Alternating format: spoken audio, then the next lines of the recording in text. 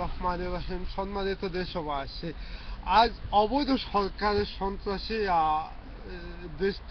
দেশের বিভিন্ন জায়গা থেকে শুনছে সৌদি আরবে লোক নেবে, কিন্তু সৌদি আরবে যে মহিলা নেবে কিন্তু তারা তাহা জানে না। সম্পূর্ণ অবৈধ লোকের সন্ত্রাসী, যেখানে সৌদি আরব যাইতে 50 থেকে 1 লাখ টাকা যায়, ওইখানে কিন্তু 10 লাখ টাকা দিয়েও যাইতে তারা রাজি হয়েছে। এমনকি অনেক অনেক বিভিন্ন বিভিন্ন এম্বাসিতে, বিভিন্ন দূতাবাসে এখন এত ভিড় জমাচ্ছে আওয়ামী অবৈধ সরকারের সন্ত্রাসী বিন্দু। কিন্তু তারা এখন ফালাইবার প্রতিটা বাংলাদেশের ছিদ্রকে এখন তারা ফালাইবার জন্য তাদের লাইফ মনে করে এখন তারা ঝুঁকিপূর্ণ ভাবে ওই সকল জায়গায় যাচ্ছে। আমি জনাব সালাউদ্দিন আহমেদকে ধন্যবাদ। আপনি এখন দেশের ক্লান্তি নগ্নে যে ডিক্লেয়ারটা দিয়েছেন, দেশের যে আমার কথাটাই আপনি ডিক্লেয়ারটা দিয়েছেন, যারা এখানে আহত হবে তাদেরকে পুনর্বাসন এবং বাংলার বীর মর্যাদা দেওয়া হবে। আপনাকে অনেক অনেক ধন্যবাদ।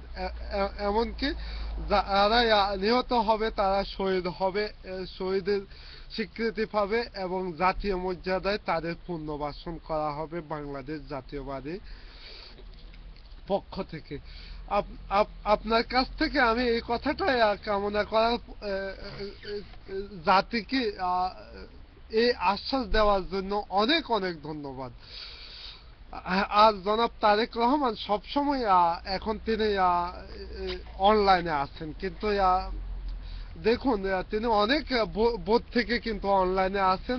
আমি এক সময় দেখা গেছে ইটাল বিএনপিতে কোনো স্থানে পাইনি অনলাইনে, এবং জনগণের সাথে যোগাযোগ করার কারণে জনাব তারেক রহমান আমার কথা অনুসারে ইটালি বিএনপি পর্যন্ত কমিটি করেন নাই।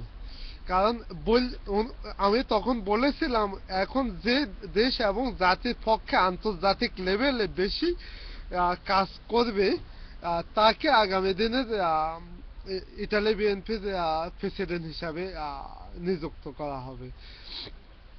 এখন পর্যন্ত অনেকে করতেছে, অনেকে করতেছে না, কিন্তু ক্ষমতার জন্য সবাই আগে আগে যাচ্ছে। সম্মানিত নেতৃবৃন্দ, আমার সাথে গতকালকে জনাব তারেক রহমানের বিশেষভাবে যোগাযোগের মাধ্যমে আমি বুঝতে পারছি যে উনি বলেছে যে নেতৃবৃন্দ এখন এগিয়ে আসছে দেশে ক্লান্তি নগ্নে, তিনি হবেন আগামী দিনের স্থায়ী কমিটির, যে কোনো কমিটির 3 থেকে উপরস্থ সব কমিটির নেতৃবৃন্দ। এখন যারা এই কমিটিতে এখন দেশে ক্লান্তি নগ্নে আসেননি, কিন্তু আপনাদের কমিটিতে মেম্বার বা স্থায়ী কমিটি কিছু, আপনারা কিছু না।